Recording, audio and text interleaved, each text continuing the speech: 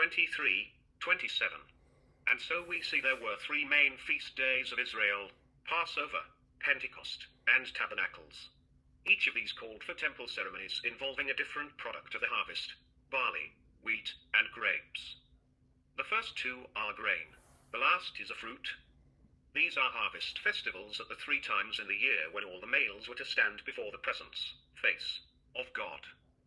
These three festivals are prophetic of the harvest of souls, where the divine command goes forth for men to stand before God. Amen. The significance of barley in the Bible. If we were to study the passages in the Bible where barley is mentioned, we would find much valuable information about the first resurrection and the character and calling of those who qualify for it.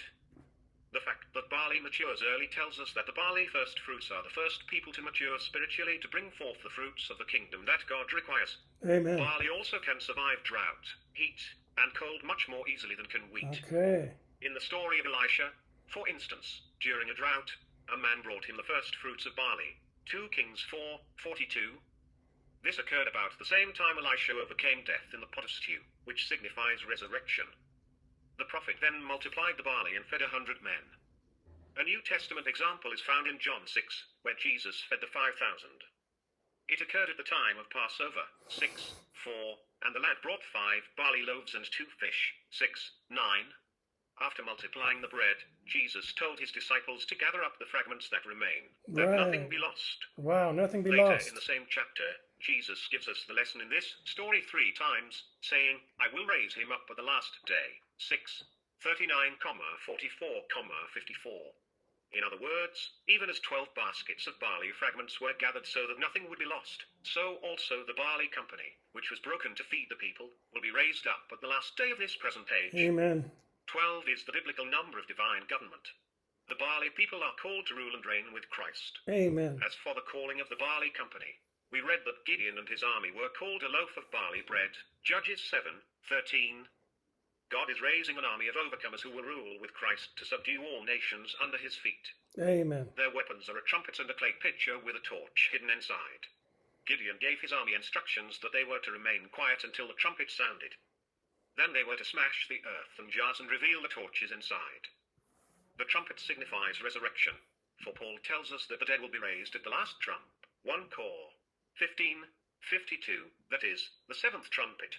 As for the clay pitcher and the torch inside, Paul says that the glory of God is hidden within us for a time, and that we have this treasure in earthen vessels, 2 Cor 4:7. A time is coming when the last trumpet will sound, and these bodies of death, the earthen vessels, will be broken to reveal the light of the glory of God. This will occur at the first resurrection. Amen. This is beautiful. A time is coming when the last trumpet will sound, and these bodies of death, the earthen vessels, will be broken to reveal the light of the glory of God. This will occur at the first resurrection. Amen. That is such good news. Resurrection. The significance of wheat in the Bible. A study of wheat in the Bible teaches us about the church in general and the manner in which the church is raised and judged briefly in the second resurrection. The first fruits of Pentecost signify the second resurrection, when the church is raised up to stand before the face of God. Amen. As we said earlier, wheat ripened by Pentecost.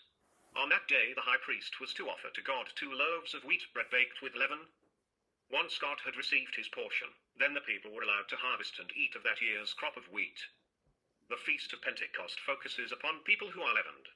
Israel received the Lord Mount Sinai on the day of Pentecost. On this day they were formed into a kingdom, as God spoke the word to them. The people were afraid of the fire and ran from the voice of God. See Exodus 20:18-20. The people were leavened and did not want to step into the fire of God to stop the leaven. So Pentecost was not fulfilled in the days of Moses. Not fulfilled. In the second chapter of Acts, Pentecost was finally fulfilled because the disciples did not run from God, but embraced the fire. Embrace the Yet fire. a basic problem remained. The Pentecostal age was still leavened, and the church in general has followed Israel's example under Moses by refusing to hear God's voice and by running from his fire. That's true, very true. Pentecost was not designed to bring perfection, i.e., an unleavened condition.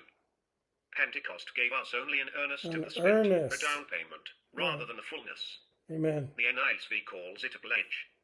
Ephesians 1:13 and 14 says, 13 in him.